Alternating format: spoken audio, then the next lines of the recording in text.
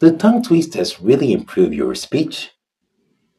Or could you actually be making your speech worse by practicing them the wrong way? Yes, you heard me right. Tongue twisters can be useful for speech practice, but they are not magic exercises. And if you practice them incorrectly, you may end up reinforcing poor speech habits instead of improving your communication. So today, I'm going to show you 6 ways tongue twisters can hurt your speech and, more importantly, how to use them correctly.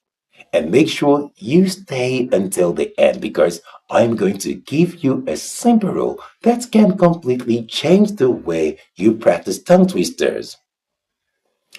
Let's get started. 1. Tongue twisters can reinforce incorrect pronunciation. This is one of the biggest problems. Imagine you're practicing a tongue twister containing the TH sound, but you don't actually produce the sound correctly. You say three free throws, but instead of producing the correct th sound in three, you're saying something close to three. Now, imagine repeating that sentence 10, 20, or 30 times. What are you practicing? The correct pronunciation or the incorrect one? Exactly. You are reinforcing the version you have been producing. This is why repetition alone is not enough. When it comes to speech, we don't simply want more repetition, we want correct repetition. For example, if you are working on the sound and you are consistently producing it incorrectly, saying a tongue twister containing lots of sound at high speed may not solve the problem. You need to first slow down, identify the sound, understand how your tongue and lips should be positioned, produce the sound correctly, and then gradually practice it in words and sentences. So remember, don't practice a mistake until it becomes automatic. Practice the correct sound until it becomes automatic. 2. Tongue twisters can make your speak too fast. Let's be honest. When most people hear a tongue twister, what's the first thing they want to do? Say it fast. You hear someone say, Peter Piper picked a peck of pickled pepper, and immediately you want to beat their speed. But here is the problem. Fast speech is not necessarily good speech. If you focus too much on speed, you may start dropping sounds, swallowing syllables, and joining words together. For example, instead of saying, Peter Piper picked a peck, clearly, you may end up producing something that sounds rushed and unclear. And if you practice that repeatedly, your brain and speech muscles can become accustomed to that rust pattern. That is particularly important if you are already someone who tends to speak quickly. Your tongue twister practice should not encourage the very bad habit you are trying to correct. So, what is the solution? Use 3 stages. First, slow and accurate. Second, natural and clear. Third, gradually increase your speed. And here is something I want you to remember. Speed should be a byproduct of accuracy, not a replacement for accuracy. 3. Tongue twisters can encourage mumbling. Have you ever listened to someone speaking and you thought, I can hear the person talking, but I can't understand everything they are saying? That could be mumbling. Mumbling can happen when we don't open our mouths enough, when we don't articulate consonants clearly, or when we rush through words. And guess what happens when you struggle with a tongue twister?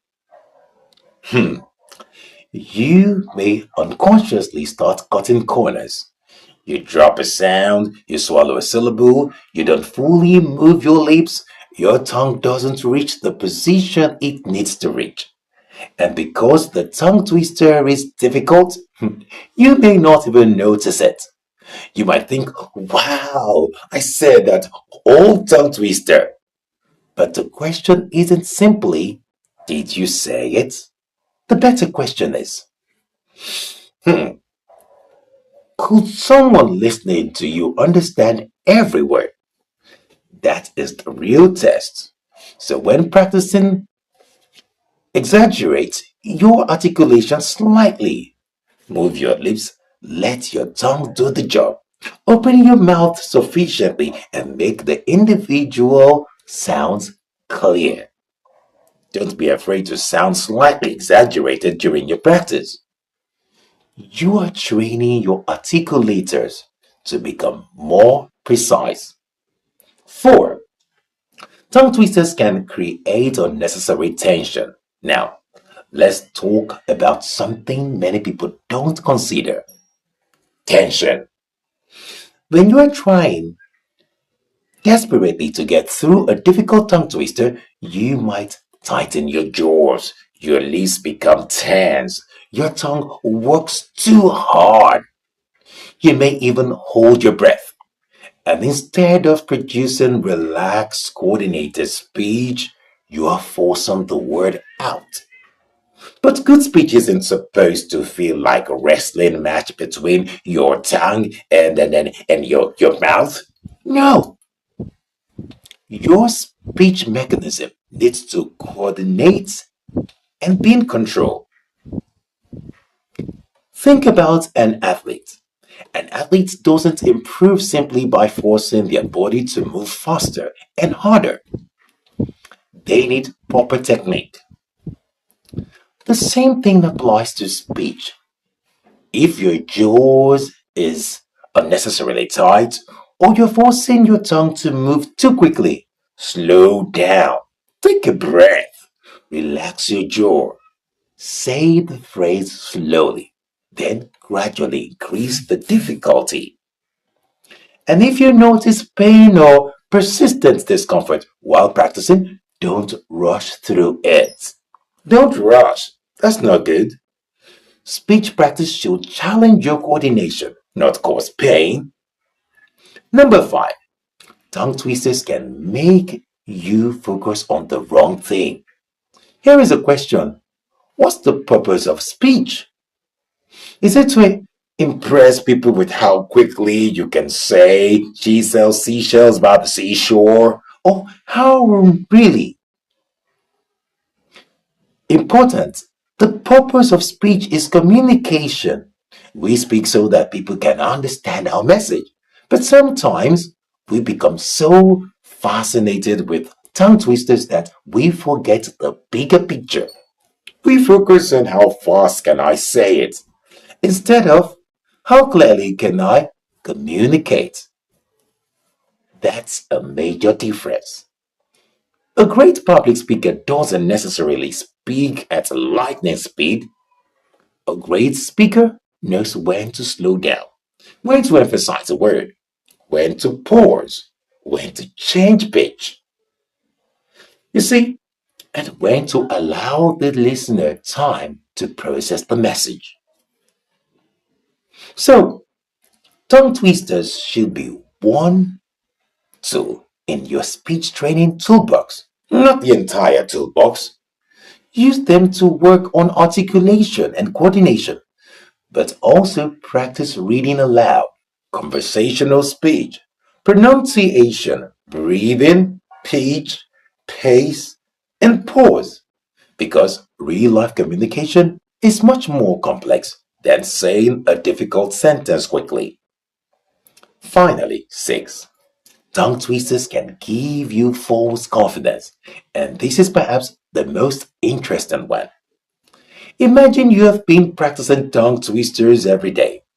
you've become incredibly good at saying red lorry, yellow lorry, red lorry, yellow lorry very quickly. You feel fantastic. You think, my speech has improved. But then you enter a real conversation and suddenly you are speaking too quickly. You are dropping sounds. You are struggling to organize your thoughts. You are not pausing. You are not varying your pitch. You are nervous. What happened? The problem is that being too good at tongue twister doesn't automatically mean you are good at everyday communication. Tongue twisters can train specific aspects of speech, but, but communication involves much more. It involves pronunciation, articulation, vocabulary, fluency, voice control, confidence, listening, and interaction. So don't use your ability to say a tongue twister quickly as the only measure of your speech improvement. Instead, ask yourself, am I easy to understand? Am I articulating my words more clearly? Am I controlling my pace better? Can I speak naturally without rushing? Can I communicate my ideas confidently? Those are much more meaningful measures of progress. So, should you stop practicing tongue twisters? Absolutely not. Tongue twisters can be a useful speech training tool when they are used correctly. Here is how I want you to practice them.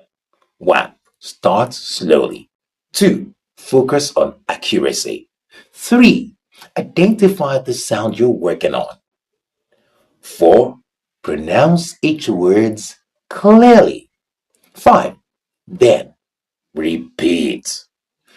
Once you can say the phrase accurately, gradually increase your speed and don't forget to transfer the skills into your real speech because the ultimate goal isn't to become the world's fastest tongue twister champion.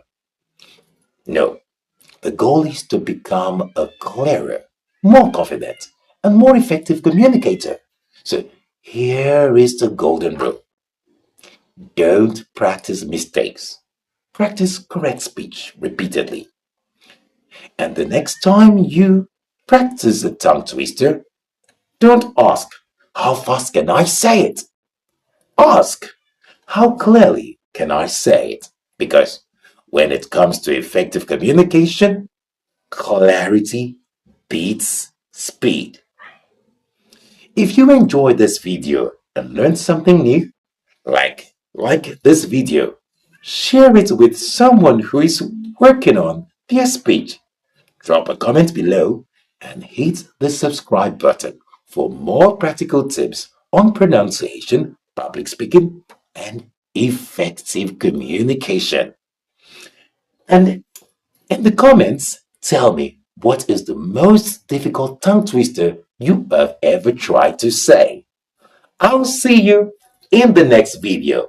Bye bye.